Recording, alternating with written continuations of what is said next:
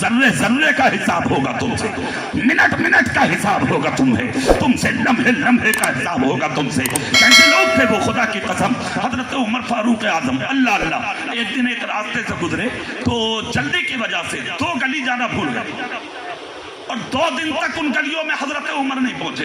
2 دن جلدی تھی، نہیں گئے، قصدن نہیں گئے، قصدن نہیں گئے ان گلیوں میں۔ تیسرا دن جب آیا تو ان گلیوں میں گزرے، پہلے جب ان گلیوں سے آپ گئے گزرے تو آپ نے دیکھا، اللہ اللہ، بڑی غور سے سنیے، کہ ایک بوڑھی عورت ہے عمر فاروق اعظم کا نام لے لے کے کوس رہی ہے، نام لے لے کے۔ اے ہے فاروق اعظم ہیں، قریب چلے گئے اور جا کر کہا کہ میں پوچھ سکتا ہوں آپ سے اماں جان ہوا کیا؟ کہا کہ تمہیں پتہ نہیں ہے اس دور کا جو خلیفہ وہ عمر ہے، اور 3 دن سے میرے بچے بھوکے، میرے چولہے میں آگ تک نہیں چلی ہے۔ کہا مطلب؟ کہا میں دعا کرتی ہوں اللہ کی بارگاہ میں کہ اگر مجھے موت آ گئی اور قبر میں جب میرے نبی آئیں گے تو سب سے پہلے جا کر میں عمر کی شکایت کروں۔ اور کہہ کس سے رہی ہے بڑھیا؟ کس سے؟ زور سے، کس سے؟ خدا کی قسم سنا، دہل گئے، آنکھوں سے آنسو برس پڑے، داڑھی پہ گرے، کرتے کا دامن بھیگ گیا، ہاتھ جوڑے تو کپ کپانے لگے۔ کہا ہوا کیا؟ کہا 3 دن ہو گئے بچوں کو بھوکے، کچھ نہیں ہوا، ملا ہے چولہے میں آگ تک نہیں چلی، میں نڈھال ہو چکی ہوں، اس لیے میں عمر کے لیے ایسی باتیں کر رہی ہوں۔ خدا کی قسم کہا عمر کو معاف کر دو، کہا ہرگز نہیں۔ فاروق اعظم اٹھے، اب اٹھ کر پہنچ جاتے ہیں کہاں؟ خدا کی قسم عدالت میں آپ نے چاول اور دال کی بوریاں اور گھی ایک طرف رکھے، اپنے ہاتھوں میں ٹانگ اور دال اور چاول کی بوریاں اپنی کمر پر رکھی، کس نے؟ امیر المومنین نے۔ کس نے؟ خدا کی قسم جو 23 لاکھ مربع میل پر بادشاہ کرنے والا وہ مرد قلندر تھا کہ جس کے تعلق سے میرے نبی نے کہا تھا جس کو مدینے میں چلتا پھرتا جنتی دیکھنا ہو وہ میرے ابو بکر اور عمر کا چہرہ دیکھ لے۔ خدا کی قسم سوچے وہ عمر ہے جو اپنی پشت پر چاول رکھ کے لا رہے ہیں، دال رکھ کے لا رہے ہیں، گھی کا کنکر ہاتھ میں لے کے آ رہے ہیں۔ خدا کی قسم جب آتے ہیں سیدنا عمر فاروق اعظم اس انداز میں، بوڑھی سے کہا دروازہ کھولو، اللہ زور سے زور سے، اب آپ بھی تو منہ کھولو، سبحان اللہ، سبحان اللہ۔ دروازہ کھولو۔ دروازہ کھلا، اندر لے کر پہنچے چاول اور دال کی بوریاں اور گھی اپنے گھر میں رکھا، اور اس کے بعد قریب آئے، کہا اب تو عمر کو معاف کر دو۔ سبحان اللہ، سبحان اللہ۔ بوڑھی بولی عمر کو تو معاف کروں گی نہیں۔ کہا کیوں؟ بولے دل بہت دکھایا، 3 دن ہو گئے بچوں کو بھوکے، معاف کیسے کر دوں؟ عمر فاروق اعظم آگے بڑھے، نہیں نہیں اب تو معاف کر دو عمر کو۔ تب بڑھیا نے کہا تم سے اور عمر سے کیا لینا دینا؟ اللہ اکبر۔ ارے یہ عمر کا میرا مسئلہ ہے، میں جانوں یا عمر جانے؟ تم کون ہوتے ہو جو عمر کی سپورٹ کرتے ہو، ان کے بارے میں کہتے ہو؟ اتنا جب کہا تو آگے بڑھ کے کہا نہیں نہیں میرا کہنا تو مان لو۔ کہا میں اس لیے تیرا کہنا مانتی ہوں کہ تو نے میرے بھوکے بچوں کی بھوک کا احساس کیا ہے، چل معاف کیے دیتی ہوں۔ پکا؟ بولے ہاں پکا۔ فاروق اعظم نے کہا لکھ کے دو، لکھ کے دو کہ میں نے عمر کو معاف کر دیا۔ بڑھیا نے لکھ دیا۔ عبد الرحمن اور بن عوف آ گئے سامنے، کہا گواہی کے طور پر تم بھی لکھ دو۔ لکھ دیا، حضرت علی آ گئے، سبحان اللہ۔ عمر نے سامنے ان کے بھی کر دیا، رکا، کہا آپ بھی لکھ دو، گواہی کے طور پر دستخط کر دو۔ تینوں کا ہو گیا، اللہ اللہ۔ کہا ایک مرتبہ اب مسکرا کے کہہ دو میں نے عمر کو معاف کر دیا ہے۔ اللہ کی قسم اتنا جب کہا ہاں ہاں، جب لکھ دیا تو اب کہلوانے کی ضرورت کیا ہے؟ خدا کی قسم بس یہاں بیٹھے کی تھے، ابھی بات مکمل نہیں ہوئی تھی کہ سامنے سے حضرت علی نے ایک جملہ بول دیا، عمر کتنی بار کہلواؤ گے؟ کہہ تو دیا کہ معاف کر دیا۔ جب اتنا کہا تو بوڑھی اٹھ کر کھڑی ہو گئی، کہا علی کیا مطلب؟ کیا یہی عمر ہے؟ کہا کہ تمہیں خبر نہیں ہے یہی عمر ہے؟ کھڑی ہو گئی بوڑھی عورت، حضرت علی کی چیخ نکل گئی۔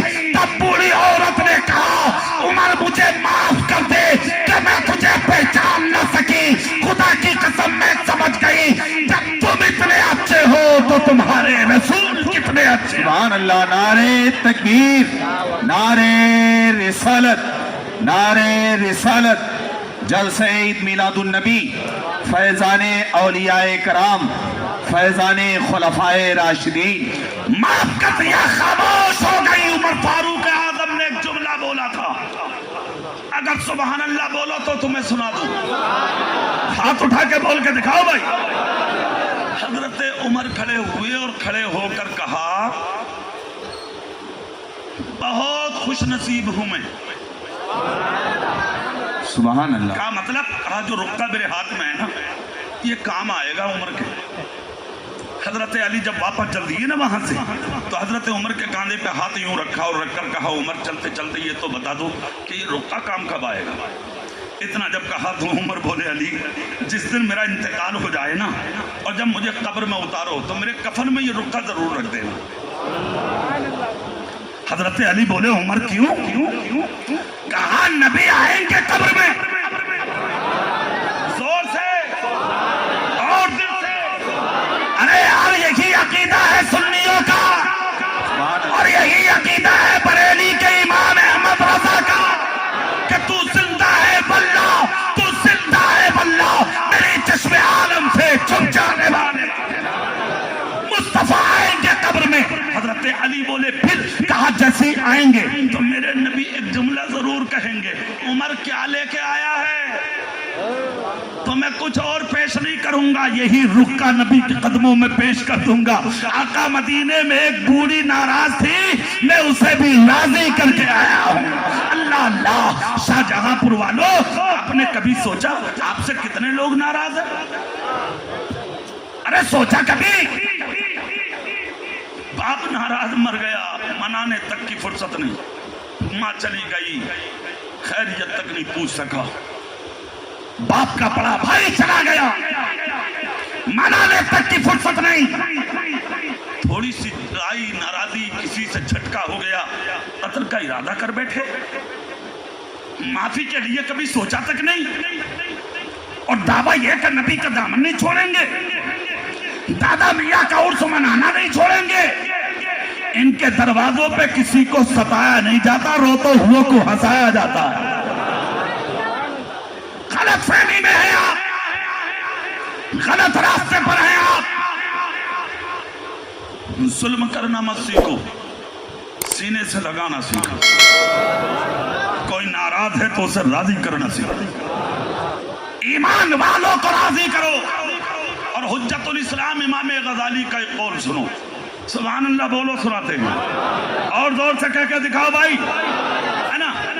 امام غزالی کہتے ہیں اگر کوئی ایمان والا تمہاری کسی خطا پر اتنا خفا ہو جائے کہ وہ تمہارے قتل کا ارادہ کر لے, اللہ اللہ.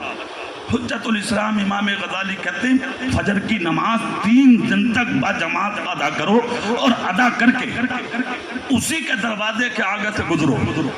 اسی کے جو قتل کا ارادہ کیے بیٹھا ہے, اگر اس کا بچہ کھیلتے ملے تو اس کے سر پہ ہاتھ رکھ کر اس کی پیشانی کا بوسہ لے کے نکل جاؤ. اور اگر بچہ نہ ملے تو جو قتل کا ارادہ لیے بیٹھا ہے گردن جھکا کے اس کی طرف دیکھو مت, سلام کر کے گزر جاؤ. امام غزالی کہتے ہیں 3 دن کے سلام کی برکت سے تمہارے قتل کا ارادہ بھول جائے. اسلام ہے یہ, عمل کرے تب نہ, دائرہ دین میں آئے تب نہ, شریعت کو پہچانے تب نہ. پہچانا ہی کب ہے تم نے, جانا ہی کب ہے تم نے. تم اسلام کو کہاں سمجھتے ہو یار؟ آج کون کس کی سننے تیار ہے, کون کس کا کہنا ماننے تیار ہے؟ تم منانے کی بات کرتے ہو, کسی کی خیریت تک کوئی نہیں پوچھتا. اس لیے تو تمہارا حال یہ ہوا کہ ادھر تم قبر میں اتارے جاتے ہو اور ادھر دنیا تمہیں بھول جاتی ہے. ارے بولو ایسا ہوتا نہیں؟ ہاں, تیجے کے دن ہی بریانی چل رہی ہے, وہ بھی لمبے لمبے چاولوں کی. ارے تیجا چھوڑو یار, جس دن دفن ہوتا اسی دن قبر پہ اعلان ہو رہا کھانا کھا کے جانا.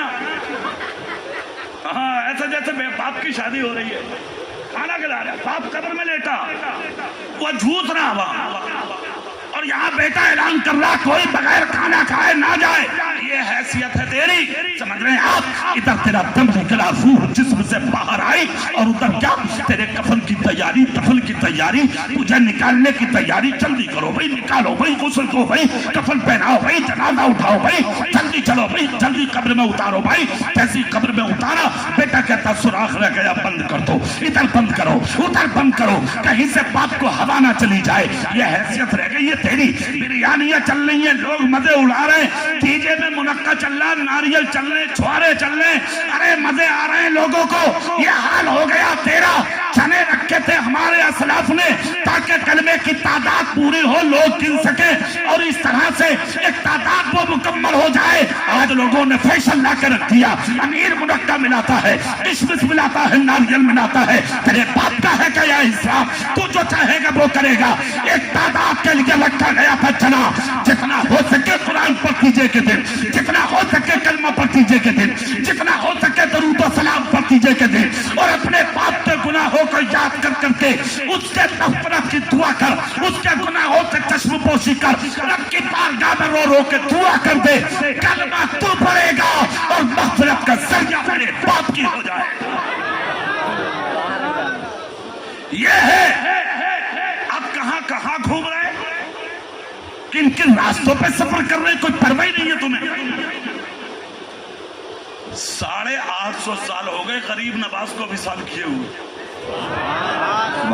کتنے شاہجہاں پور والوں تم سو کے بھی نہیں اٹھتے ہو صبح صبح ان کے مزار پہ کنٹلوں پھولوں کی برسات ہو جاتی ہے سبحان اللہ سبحان اللہ صابر پاک کے مزار پہ کنٹلوں پھول برس جاتا اعلیٰ حضرت اور مفتی اعظم اور تاج الشریعہ کے مزار پہ کنٹلوں پھولوں کی برسات ہو جاتی ہے تم سو کے بھی نہیں اٹھتے ہو سینکڑوں لوگ دادا میاں کے قدموں کی آ کے چادر کو چوم لیتے ہیں سبحان اللہ سبحان اللہ تمہارا معاملہ تیجے میں ہی ختم ہاں تو بھی تو یہی کہتا تھا کہ نبی کا دامن نہیں کھولیں گے کہاں گیا دامن کیا ہوا اس کا مطلب دعوے کھوکھلے تھے تیرے کام کے نہیں تھے نام کے تھے فجر ہو رہی ہے سو رہے ہو تم اثر ہو رہی ہے پکی باغ میں ہو تاش بازی میں ہو تم دنیا کے کام و کاج میں ہو تم